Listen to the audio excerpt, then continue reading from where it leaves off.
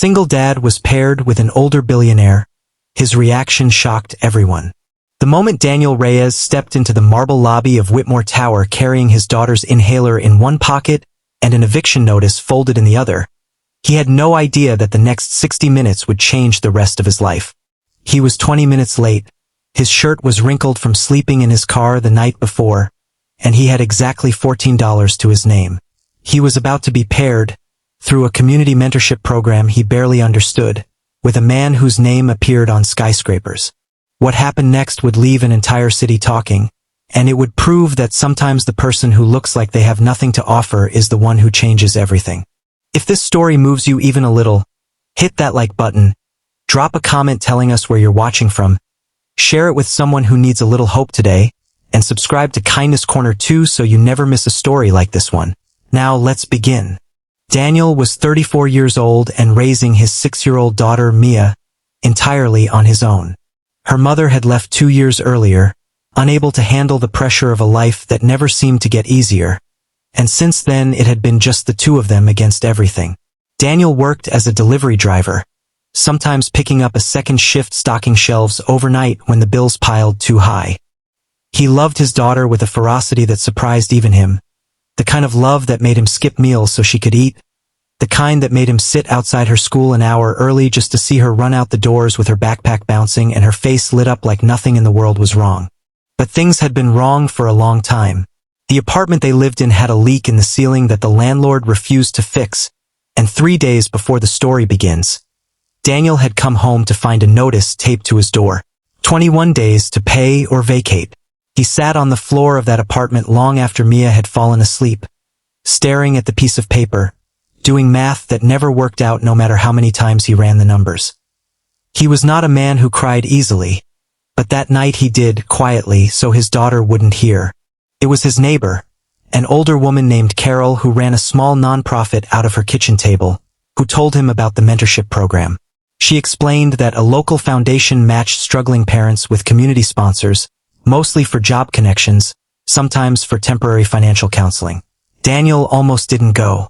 He had learned not to expect much from these things. But Carol looked him in the eye and said the words that finally moved him. What did he have left to lose?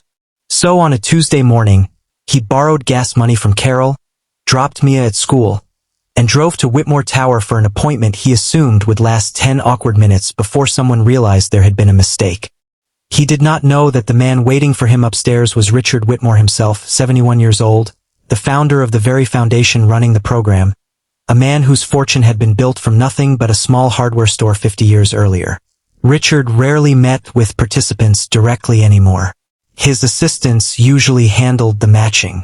But that week, on a whim he couldn't quite explain to himself, Richard had asked to be paired with someone personally. He told his staff he wanted to remember why he started the foundation in the first place. He did not expect that the file placed in front of him would belong to a man who reminded him, in ways he wouldn't understand until later, so much of himself. When Daniel walked into the office on the 42nd floor, he expected a stiff handshake and a rehearsed speech. Instead, he found an old man in a plain gray sweater, sitting not behind the enormous desk but in a small chair near the window, looking out over the city like he was searching for something. Richard turned, studied Daniel for a long moment, and the first thing he asked was not about resumes or job history. He asked about the little girl in the photograph clipped to Daniel's worn folder, the one Daniel had tucked in there because it was the only photo he owned that wasn't on a cracked phone screen. Daniel's voice caught in his throat as he explained who she was, and something shifted in Richard's expression, something that looked almost like recognition, though Daniel couldn't have known why. What Daniel didn't know was that Richard Whitmore had a daughter once too. She had died decades earlier, before her 5th birthday, from an illness that no amount of money could have stopped. Back when Richard was still poor enough that he'd had to choose between paying rent and paying for her medicine. He had chosen the medicine.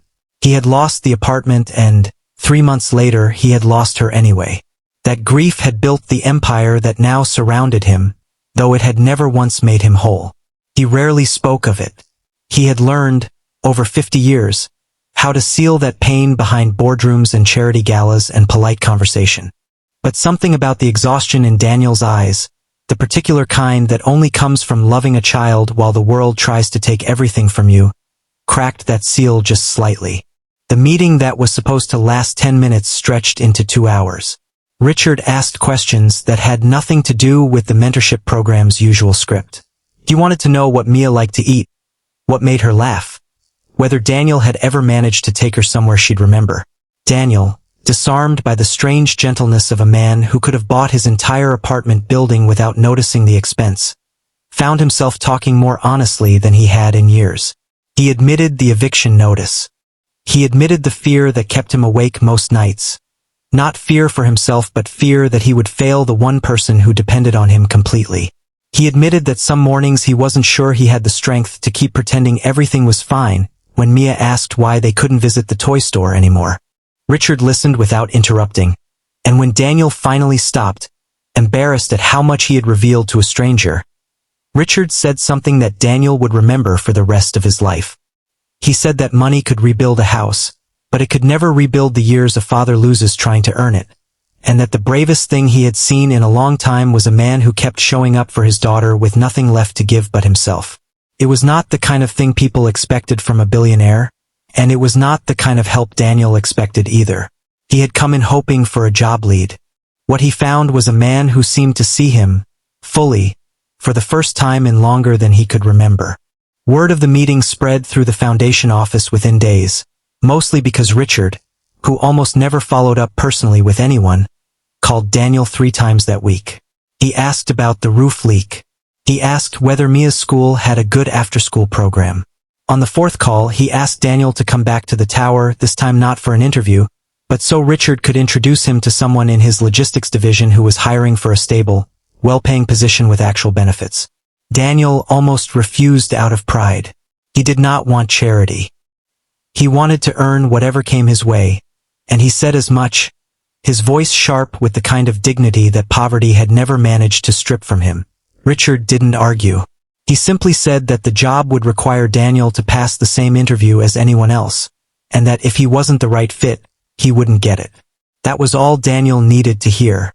He got the job, not because of who he knew, but because when the interview came, he showed up early, answered honestly, and worked harder in the trial week than anyone else on the floor. His new manager told him later that Richard hadn't said a single word in his favor beforehand, hadn't pulled a single string. He had simply opened a door, and Daniel had walked through it on his own strength. That distinction mattered more to Daniel than anything else that happened in those first weeks. For once, someone had believed he was capable rather than needy.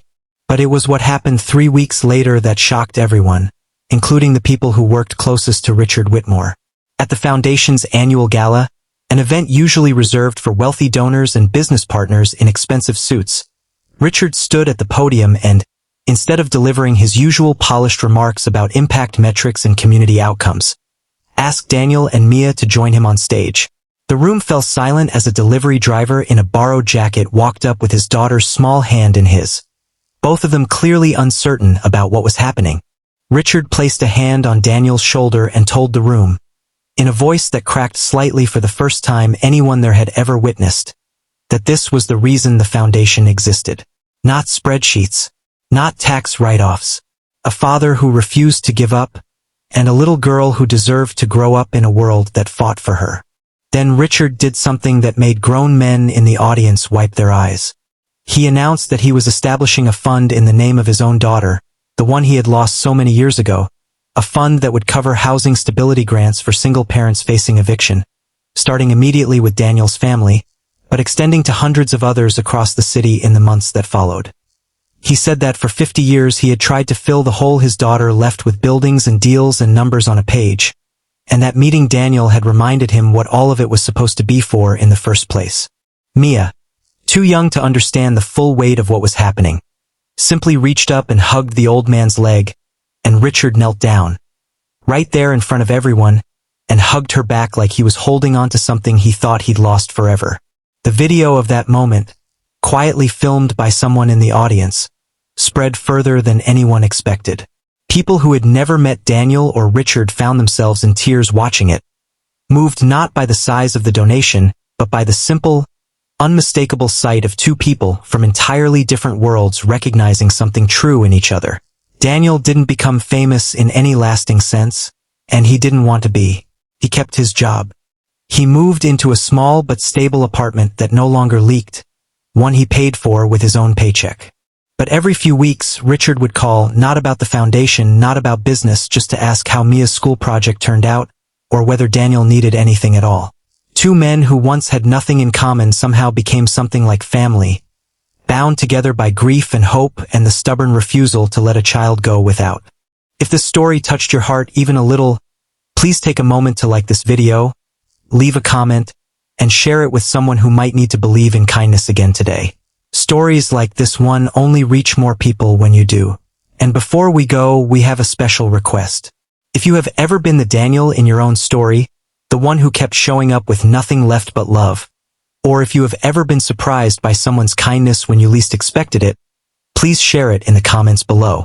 Your story might be exactly what someone else needs to read today. Daniel Reyes never set out to shock anyone. He never asked for wealth or recognition. He simply refused to stop loving his daughter, even on the nights when love felt like the only thing he had left to give her. And in the end, that was enough to change not just his life, but the life of an old man who had spent 50 years searching for a way to feel whole again. Sometimes the most powerful stories aren't about what people have. They're about what people refuse to let go of, no matter how hard the world tries to take it from them. Thank you for watching, and we'll see you in the next story on Kindness Corner 2.